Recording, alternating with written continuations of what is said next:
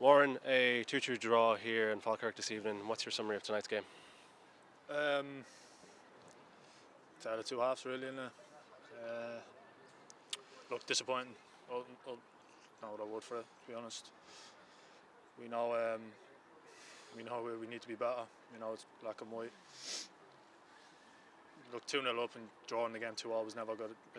You know, it doesn't feel good for us players. Obviously, we know what we need to work on.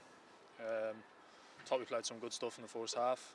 To be fair to Falkirk, they came out, probably started the game really well, and once we got a hold of it, you know, obviously going 2-0 up was a positive for us.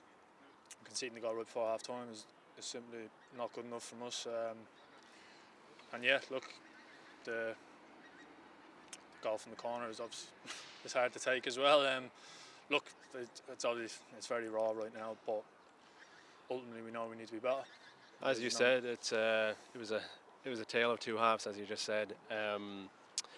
They obviously pulled one back just before the break. What was the manager's talk at half-time like? Was he just saying more of the same before the goal, or? Yeah, of course. Obviously, ultimately going in, it changes the way you feel going into the dressing room. But like I said, we were going in 2-1 up. You know, it wasn't like we were losing the game. And the manager was reiterating that and saying like we've played some good stuff. You know, keep doing what we're doing, keep switching the play, getting into good areas. You know, obviously take our chances when we get them. But yeah, look, I think to be credit to Falkirk, they did come out in the second half and they had a right go at us. And yeah, look, we know we need to be better, and obviously from the set piece, it's a hard one to take as well.